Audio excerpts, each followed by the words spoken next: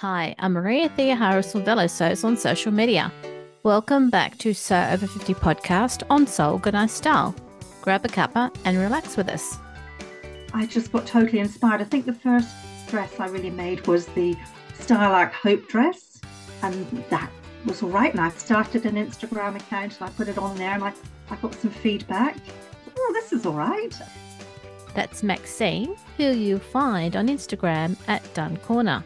We recorded this podcast together in May, so please have a look at Maxine's account to see what a great time she had at Christchurch Frocktails. A big thank you to the podcast Patreon supporters. I hope you'll join them. Go to patreon.com/Sew Organised Style. That's organised with an S to join them in supporting the running of Sew Organised Style podcast. Let's listen to Maxine now. Hi, Maxine. Oh, kia ora, Maria. How are you? Good, Kira. Back to you as well. That's wonderful. Have you been talking to people remotely for a while now? Well, I finished work 18 months ago, and I spent so much time on Zoom meetings and Skype meetings then. But since then, no. If I'm talking to family, we tend to use WhatsApp. Yeah. But anyway, here we are. This is great. It's lovely to have you on the podcast today. Thank you for asking me. I'm very honoured to be part of this. I'm always pleased when people from the sewing community say yes to coming on the podcast, because we connect together a lot on Instagram and all the other social media. Yes. Well, if you get the chance to talk face to face, whether it's online or in real life, it's just so much fun. Oh, it is. I went to the Christchurch Frocktails last year, which was the first time it had been held. And Christchurch is a sort of 5-6 hour journey from where I live in Nelson. Mm-hmm. It was so worth it to catch up with people from the South Island of New Zealand who I do, talk to and message and give feedback on their posts. It was very special. When the Frocktail organisers start putting out, save the date, it's always like, okay, then you've got to go through your head all the various bits and pieces to get yourself there. Yes, it's not a 5-minute journey. Do you make a whole weekend of it? Yes, our son lives in Christchurch with his wife. We'll go down and stay with them. So it's nice. It's a double special thing happening then. Oh, lovely. When you got ready for Frocktails, did you make something new? I did make something new. In fact, it was very special. My daughter's a designer. She designs book covers. But when I told her about Frocktails, she said, I'll design some fabric for you. Right. So she made this lovely design in colours I love, greens and golds, and got it printed on a cotton sateen. And I made a dress out of that. I'll have to get that photo onto the blog post for this podcast so people can have a look. It was very special that she did that. What are your plans this time around, or are they secret at the moment? I am going to make another Luli dress, which is one of the Papercut Pattern dresses. And I've got some beautiful green drapey tencel fabric. I'll do that. I don't know about my body shape and drapey fabric, because I tend to use linens and cottons and those sorts of fabrics. But you don't try, you don't know. That's right. And it's going to be cold. Yes. So try anything, because it's just another layer. It is. It is. Do you make a lot of Papercut pattern outfits? I do, Maria. I think because Papercut Patterns is based here in Nelson, and Katie doesn't mind if I pop into the studio and see what she's working on, what she's designing.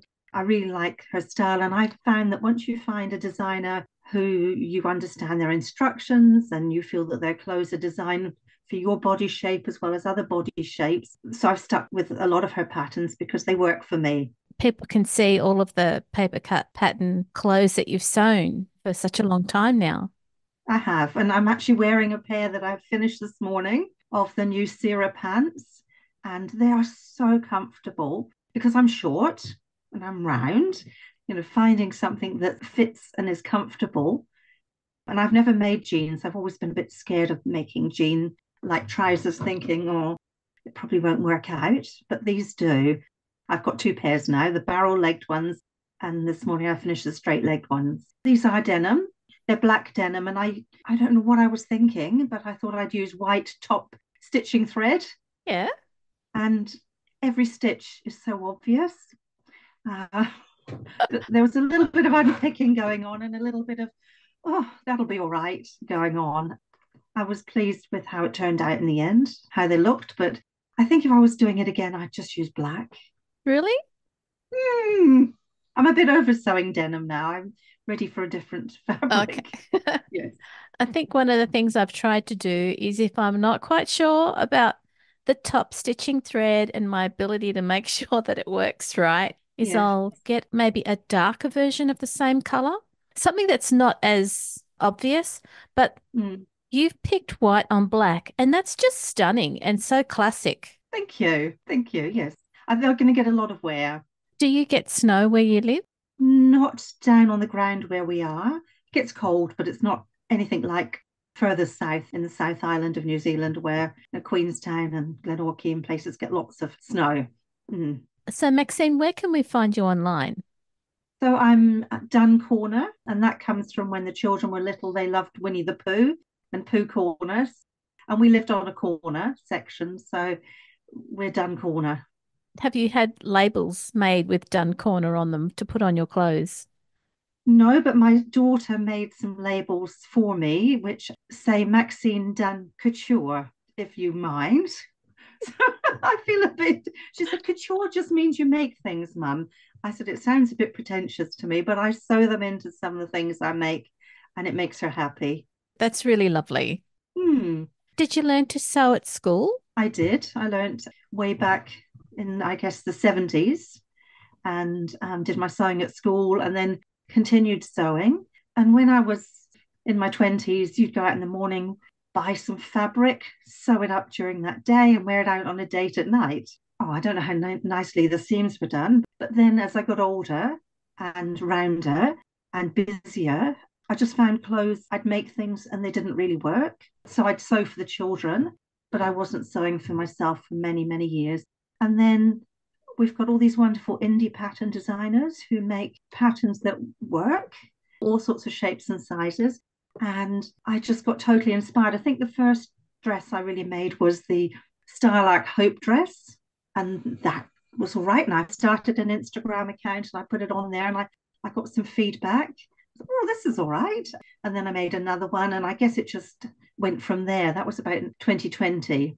And then 18 months ago, I finished work and I needed a different sort of wardrobe. So I've replaced a lot of what I wore to work with things I really like to wear. Yeah. So you're not restricted now to making sure that you look a certain way during the day and yourself on weekends and after work anymore. Yes, some days I walk the dog, come home and think I'm going to put something tidy on, and other days I stay in my dog walking clothes, and it really doesn't matter. Hmm. That's right. Because you walk the dog, have you sewn anything specific for when you're outdoors? That's a good question. I've made some stretchy leggings to wear with pockets because, dog treats and those sorts of things. And I've made a couple of jackets that are quite cozy, but I haven't made something specific. I've looked at a couple of patterns, but I've still got clothes I can wear. So I don't want to make things just for the sake of making it. I did a lot of that when I first got back into sewing. It was so excited and I can make things. But now I'm trying to be a little bit more thoughtful about what do I really need and what would be useful and what fabric have I got in my stash that I could use. That sounds very sensible. Hmm. And when did you discover the Sober 50 community on Instagram? I think it was about the time I made the Hope dress because I was looking at patterns and looking what the dress looked like on other people. And then I kept seeing this hashtag sew over 50 popping up because I think I was relating to people who looked similar age to me and wearing that sort of garment. And I thought, what is this sew over 50? So I investigated and signed up. Oh, good. Mm.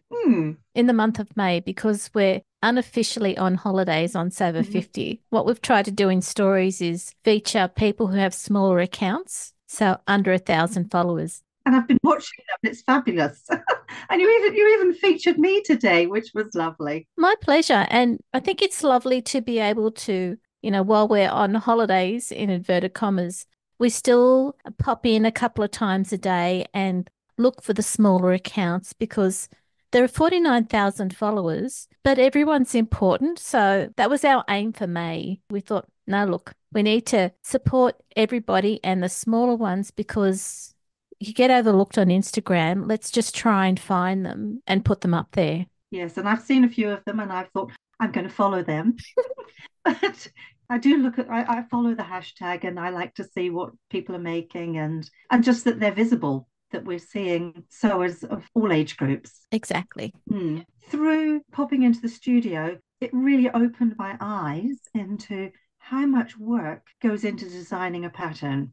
It's not just drawing a shape and seeing if it will turn out 3D. It's a lot of work, and they cut it and recut it and reshape it, and on the mannequin, off the mannequin. How does that fall? How does that look? And from the concept to it being designed, and this isn't just Papercut Patterns. I know it would be all designers. There's so much going on to make these lovely indie patterns that we're enjoying. I think it's quite lovely that you're able to pop into the studio while they're doing their work. It's basically Katie, and she sometimes has one other person helping her. So she's basically a one-man band or a one-woman band and coming up with fabulous designs. Yeah. If you look at the Novacoat hashtag, thousands of people have made it. I've made probably 2 or 3 Papercut Patterns now, and I do appreciate the shapes that she uses. I mean, I don't have much of a waist anymore, but I still use a couple of them that do define a waist for that very reason, because they're thoughtfully done. And I think that was with the Luli dress. I made it. Then I looked at people putting pictures up of who've made it. And I actually think, that looks better on a curvy body than a slim body. Yeah. It's got a defined waist. It has. Yep. And the sleeves they've got a bit of shape. Yes. The skirt is cut on the bias, so it drapes nicely. Ah. And a side zip. Okay. I think it would suit you, Maria. I think it would too. The stacker jacket is a sort of shorter jacket, yes. So I made one in a lightweight denim, which I've worn and worn and worn. And so I've just finished one in a green boiled wool. Oh. With the lining that my daughter designed. I got some printed off in satin and lined this jacket with satin, and it's just amazing. I'm really thrilled with it. Maxine, I think you've got a lot of people around you who encourage you to develop clothing that is really designed for you, like the fabric and the patterns and everything. Yeah, I feel well supported. I sew for them as well. I think I mentioned them. One of the proudest things I've made is a 1940s bomber jacket, the Amelia jacket for my daughter. And it was 1940s style of sewing it together too. So it was lots of hand stitching and a fur collar. And she's tall and slim and she looks fantastic in it. I think she'll wear it for years and years, but it really was a labor of love, that one. By her mum? By her mum, yes. Oh. With the label Maxine Dunn Couture inside that one. Yes. That's lovely. I enjoy sewing for other people as well as for myself. I get pleasure out of seeing friends and family wear something I've made for them. I mean, if somebody was to ask me, will you make this for me? I might say no. But if I want to make something for somebody, that's different, I think. Yeah. If somebody asks me, I'll say, no, I won't make it, but you can come along and I'll help you learn how to sew it. Oh, good response. It's good to be able to pass those skills on. Yeah. Have you sewn for the men in your life before? Yes, so I've made my son a few things, and I've made my husband a few things, and my daughter's partner a jacket and a few things too. Most of them have had a hoodie from me, the Cloud hoodie from the fabric store. I must have made about 8 of those, and I've made my husband undies, boxers, which he wears. Don't tell him I said so. From lovely fabric that I've got here in New Zealand. That's been good to make. And pajamas. I mean, some things as sewists we can make quite quickly. Other things, like a jacket, it's a longer process. But I do like making, now that my sewing has improved since I've retired because I've been doing more of it. So I do like to push myself a little bit and go for harder patterns. That's kind of like your stretch target is what we used to call it. Yes, yeah. With a garment, trying to learn, a new skill with each garment. Sort of lining a jacket, used to think, I couldn't do that, but I can. And I just get so much enjoyment when you bag out a coat and it's like giving birth, the jacket and the lining separate and wrap around each other the other way. So it's, yes, very exciting. Yeah. As you said, it's a labor of love, takes time, but it's beautiful when it's finished. Yes. And because my wardrobe is now quite well established with things I've made, I can wear something I've made every day. I don't need to be making as many of those basics, and I can try something a little more challenging. Oh, that's good. Yeah, yeah. So I do like buying patterns from New Zealand designers. So not just paper cut, we've got the Sewing Revival here. Oh, okay. I didn't realize that they were from New Zealand. Yeah, they're from just down the road in Nelson. And Paper Theory down in Dunedin. In fact, this is a Paper Theory LB pullover I'm wearing. It's very cozy. We'll have to put a photo of that on the blog post too. Okay. Or at least some of your LB pullovers, because they're quite popular. They are very popular, yes. It's interesting. I follow people who are in the UK and I see them wearing them when we're in our summer clothes. And then, no. So, and this Me Made May has been a real swap of seasons because we started off in sort of t-shirts and shorts at the beginning of the month almost. And now we're into winter clothes. And in the UK, they were very much wearing winter clothes at the start of May, it seemed. And now we're seeing summer frocks come out. Maxine, with all the sewing that you do you also sew for the community as well? I sew for the Cancer Society a bit and for angel gowns. Yeah, I get given wedding gowns and I turn them into gowns for babies that don't make it. But I'm not doing that every day. I'm doing that a few times a year, I guess, and making heart cushions for post mastectomy women for the Cancer Society. But I do that quietly in the background. I've listened to many of your podcasts and you do it very well. Thank you. And after 400 and how many? 430. Yeah, yeah. You've got it down to a fine art. Thank Yeah. you. You've talked to a lot of people. Yeah. And talking to them, especially during COVID, really saved me. Okay. And I know that people who have listened to the podcast have appreciated hearing those people in their Mm. sewing room. So it hasn't just been a selfish endeavor, it's provided something for everybody. I think the sewing community and the podcasts and Sew Over 50, now I've got time to do it. It's probably saving me in my retirement a bit too, keeping me interested and connected because you can get quite isolated when you finish work. If you don't make that effort. I agree. I actually Yeah. spoke to a career counselor after I finished to get an idea of what you do next and how you stay connected with people. And that's a really important part of finishing work full time. Yes, when I still had a good income, I bought quite a bit of fabric ready for this time. So I had still got quite a bit of it, a nice stash of fabric to look at. And I'm thinking now, do I look at the fabric and then choose a pattern to go with that fabric? Mm. Or do I look at a pattern out of my stash and think, what can I make that out of? Which can come first? And I guess either can come first. What advice would you give someone who is about to start to retire and they sew? What advice would you give them? I think to give it a go, to try different things and to know you've got a bit of time to build on that skill base that you've got. Maybe start with some things that are going to really work because you don't want to start on a big garment, complicated garment, and then you have a fail and it's going to put you off. So things that are going to work and achievable and then build on that. It took me a while to find my style and find what clothes and shapes worked for me. But now I feel quite confident that I can choose a pattern and know that it will work. I still have a few failures. There's a particular jumpsuit that's meant to fit everybody and work wonderful on everybody. And I made it and No. no, no. So achievable things to start with and Yeah. enjoy it, of course. I mean, that's why we sew, isn't it? Because we get pleasure and a feeling of achievement and enjoyment from making things and seeing what we've worn on our own bodies. And if you want to sew for family and friends, what they wear too. And it's been really good that you've also gone and learnt another skill, Mm, which was knitting, and it's reinforced how not everyone learns the same way. yes. While you've got an existing skill, there's nothing to stop you from trying a new skill or a new hobby. Exactly.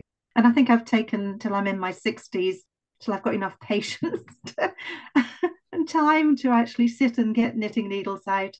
But I'm enjoying it. Good. Yes. And I'm enjoying not just connecting with people in the over 50s community on Instagram too, some younger people. There's a person down in Dunedin who I connect with quite regularly. I think that keeps me a bit more youthful. Lovely. Yes. And I'm so looking forward to seeing her at Frockdale's. Oh, good. Yes, Yeah. we're looking forward to catching up again. So, I guess I'm just really grateful for the people who post regularly, who inspire me, because I've found so much inspiration from Instagram. And I think people like Sheila O'Kelly and Corrie's Fancy Goods, I mean, these were some of the people I started looking at when I first started, and they're regular posters and have lots of inspirational things on their sites. So people like that really inspired me to get going in the beginning. Corey, she's put up quite a few posts that are quite thoughtful around shape and choosing designs and being visible. Same with Yes, Sheila, and I've loved Sheila's tutorials. They're very good. they are. Yes. Yeah, So you can find what you need to on Instagram. that's right. Hmm.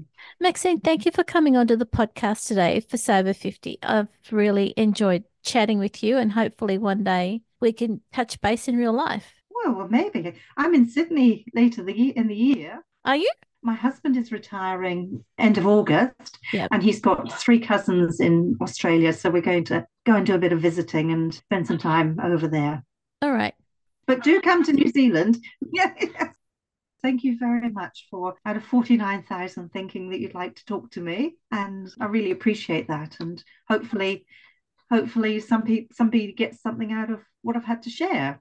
Thank you for allowing us to have your images on Sober 50 stories during May, because sharing the smaller accounts has been one of those things that in the background we've really enjoyed finding people. So I'm hoping that people will enjoy listening to your story as well. Thank you. Thanks, Maxine. All right. Nice talking with you. Lovely to meet you and lovely to chat to you today. Okay. Thanks, Maria. Bye now. Bye-bye. This episode of Sober 50 podcast on So Organised Style was produced by me, Maria Theoharis, with permission of Maxine, sound by bensound.com. Many thanks for the ongoing support of the podcast Patreon contributors. I hope you'll join them. Go to patreon.com/So Organised Style, that's organised with an S, to join them in supporting the running of So Organised Style podcast. Their ongoing support enables me to produce these podcasts for free. You can subscribe to So Organised Style podcast, but with an S, not a Z, on all good podcast apps. Make sure you go back and listen to our free Sober 50 podcast archive on So Organised Style.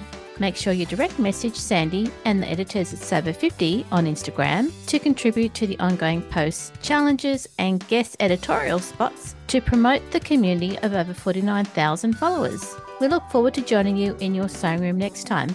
Stay safe, everyone.